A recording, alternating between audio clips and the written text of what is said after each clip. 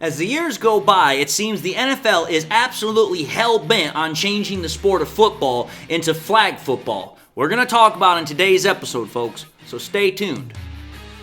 What are we? What makes us what we are and what we're going to be? It's grit. It's what we started with last year, guys. Doesn't matter if you have one ass cheek and three toes. I will beat your ass. Can definitely compete with the big dogs. 10-5 end zone touchdown Detroit Lions. You guys are unbelievable, man. I'm telling you. We are driven by Detroit. Hello, everyone, and welcome back to yet another episode of MCM Motor City Mania. I'm your host, David T. Pike, and as always, we're diving in. So here's the thing, folks. I'm going to say this right now.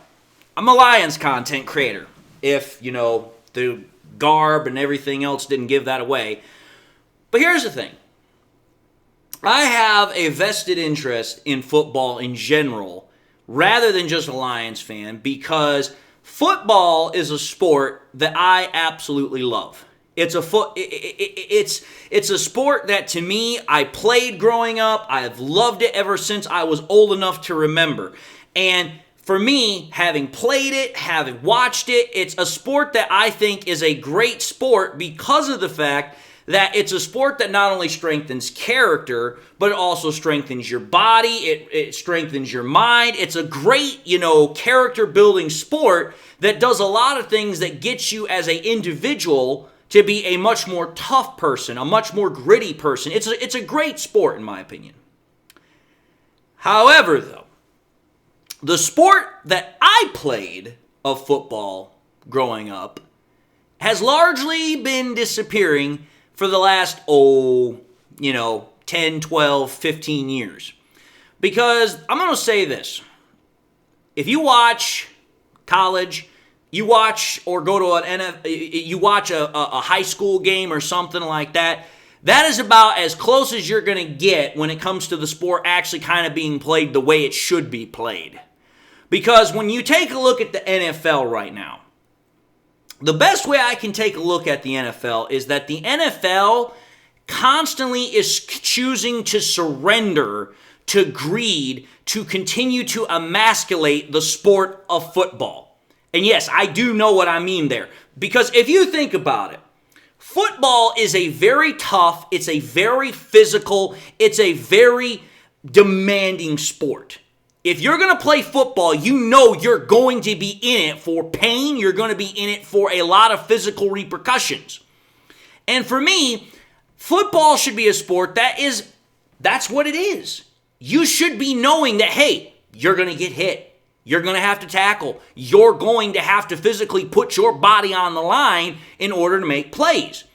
Because for me, I remember when I was in high school, and, you'd have film day maybe on like Wednesday or Thursday, something like that for practice, and you'd be watching film.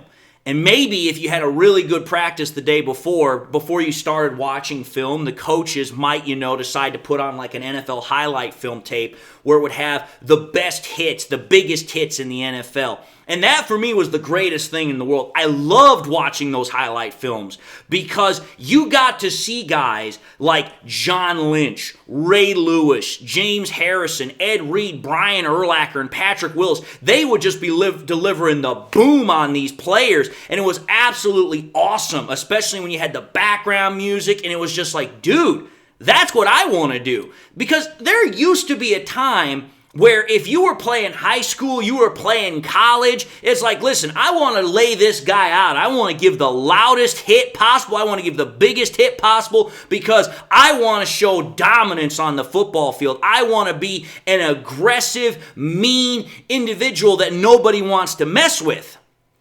And that was what was personified to me in football up until I would say about the late 2000s, early 2000s, and 10s. Because like I said, you had players like John Lynch, Ray Lewis, and the rest of those guys that I just mentioned. They personified toughness. They personified a badass attitude like, listen, I am going to bring the pain, I am going to bring the hit, and I am going to make sure you know that I'm here. There was a reason why in the early Madden games, the hit stick was considered one of the best things about that game because you could actually deliver bone-crunching hits in game like you could kind of see on the NFL football field.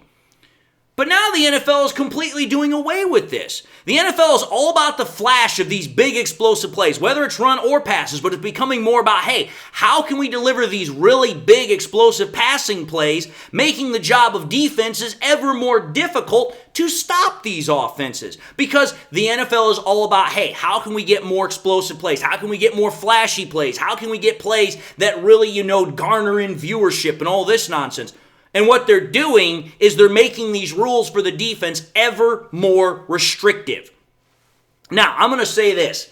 The NFL is going to say, well, the reason why we're making these rule changes, the reason why we're doing this is to try and make the game safer. We're trying to lessen injuries that could be potentially career-ending or life-threatening. And it's like, while some of those rules that the NFL has implemented, I can understand, I can see why those rules were put in, there are some other rules that the NFL has put in that, for whatever merit those ones had, these ones are just purely asinine.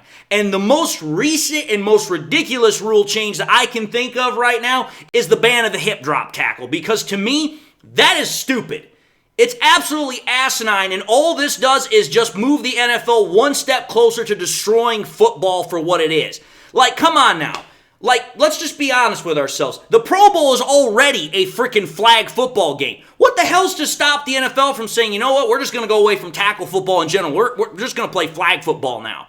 Because that's what this is really getting to here. It's like, you have to tell me, seriously, if I'm being overreactive here. Because to me, getting rid of this tackle is purely 100% stupid.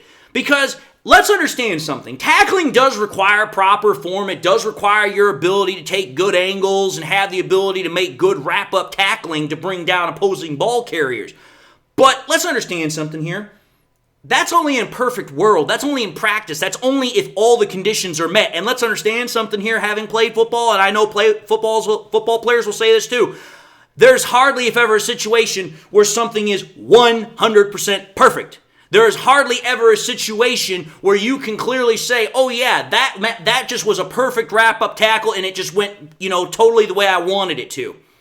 And when you think about it, when you're talking about the hip drop tackle that the NFL just banned, there are three main reasons, in my opinion, why this ban is absolutely idiotic. The first reason that I can think of is that the hip drop tackle, by getting rid of it, you are literally fighting against the natural process of physics and gravity, number one.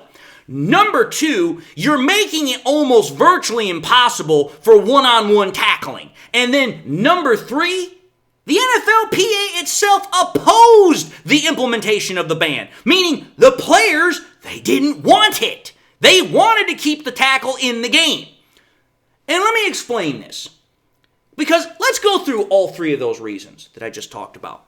Anyone who understands gravity, which, if you're alive, you should understand gravity just purely from the perspective of, hey, I live on this earth, I know what gravity is.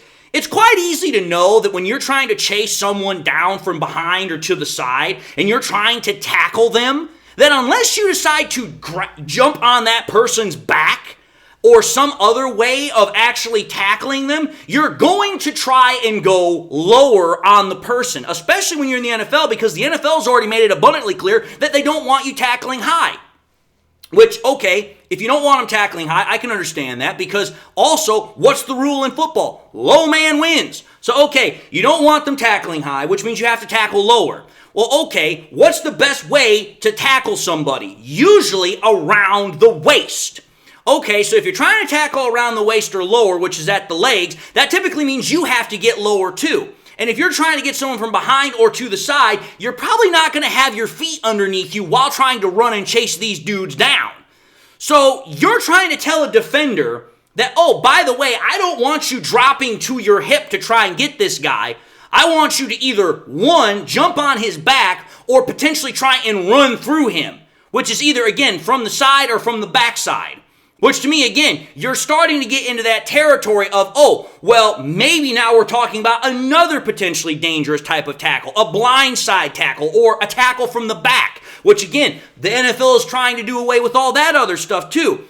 So again, what this rule is pretty much doing is it's taking away a player's natural ability to try and make tackles. Now, I understand that there are players that have been injured by this type of a tackle. I understand that it's been horrific injuries for some players. But it's like, listen, the true nature of the sport is tackling. And I'm sorry, there is no way you can tackle somebody and do it on a bed of pillows. You're going to get hit. It is going to hurt. You are going to feel pain. And I'm sorry, that means that there is a natural risk of you getting injured.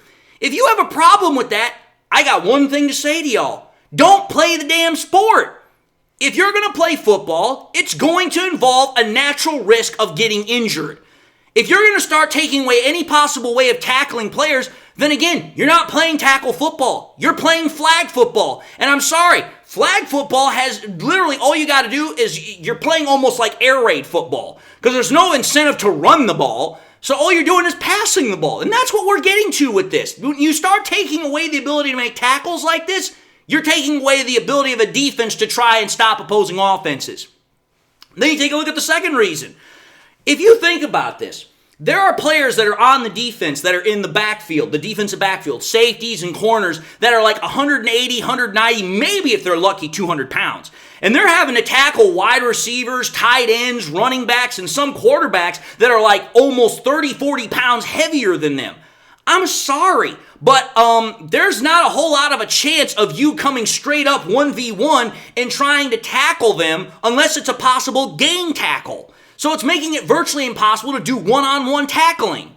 Unless you have a perfect setup, like I said, where you can get perfect form tackling, which again, not very likely, you're going to have to hope and pray like hell that someone else is near you so that way you can bring the guy down together. Otherwise, you're not going to have a very good success rate of getting the dude. Because, well, you can't take the guy out at the knees, you can't tackle him around the head, you can't tackle him around the shoulders, and you now can't do the hip drop tackle. So it's like, how the hell else am I supposed to bring this dude to the turf? How else am I supposed to bring him down?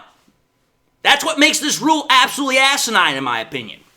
But again, the best reason, in my honest opinion, that makes this rule absolutely stupid is the fact that, again, the NFL Player Association, the NFLPA, they said they didn't want the freaking tackle being banned. They opposed the ban. They literally said, we want it still kept in the game. And it's like, wait a minute here. This is the players. We know that the players have definitely voiced about things being taken out of the game, such as, the slit fit turfs and all that nonsense in the past. And there's been a couple of other things that players have been very vocal about having removed. But this is one time where the players are like, no, don't remove this. Don't take it out. We want to keep it in the game. And yet the NFL owners, the NFL overruled the players. Do you realize how stupid that is? One time that the players are saying, no, we want to keep something about this game that's physical, that's nasty, that allows us to play the game the correct way, we want to keep it in. But the NFL owners said, nah, we want it out. We're going to overrule you. Why? I'll tell you why the hell they overruled them. Why they did it is because these old NFL owners, whether it's women, whether it's men, people that most likely have not played the sport or haven't played the sport in forever, they're trying to protect their bottom dollar. They're trying to protect their bottom line. They're trying to protect their profit margins. Because let's just say, for example, a star gets injured because of this. Oh, well, now that disincentivizes fans to watch the game because, well, now my favorite player's not playing. I don't want to watch it. I don't want to watch if, hey, Patrick Mahomes isn't playing or Josh Allen isn't playing or whoever else isn't playing because they're injured. That's the reason why this got removed. I understand that you want to talk about player safety, but at what point does player safety become, an absolute detriment to the game's ability to be played the correct way? That's the whole point about this rule change that absolutely makes no sense to me. And it's absolutely asinine. It's idiotic. It's moronic. The NFL owners pretty much told the players, we don't care about what you think. We're going to do what we want to do. So then I have to ask this question. At what point does the NFL Players Association pretty much no longer have any authority to decide what it wants in the game if the NFL owners are just going to overrule them anyway? Like, at that point, what the hell's the point of the Players Association? What's the point? At that point, the NFL owners are just going to be like, well, if we don't want it or we want it, we're just going to overrule you anyway. And then at that point, it's like the NFL Players Association has no power to control itself or the game that they play, or very little power. So to me, it's like, I look at this rule change and it's like, the players wanted to keep it, and now you're making it much more difficult to almost impossible for the defense to play the game. So to me, how does this benefit anybody but, the greedy owners in the NFL or the offenses that are already just going to town on these defenses because the rules are making it that much more difficult for defense to even have a chance. That's why I have absolutely nothing but negative things to say about this rule change. And you know what? I also know that the kickoff rules got changed. Why the hell do we even have a kickoff at this point? Why don't we just say, hey, you know what? We're not going to have a kickoff. Everybody starts at the 25-yard line. Go from there. That's my whole point. We're taking away the fundamental parts of what used to be football because we're saying it's all about safety. I'm sorry. There comes a point where the safety argument becomes null and void. It becomes a ridiculous crutch to lean on. I get it. You want to play safe. You want to keep these players healthy. But again, there is a risk with playing football, and anybody that's played football accepts that risk. Otherwise, you don't play the sport. But anyway, I'm going to let this go. Otherwise, I could keep going on this all day.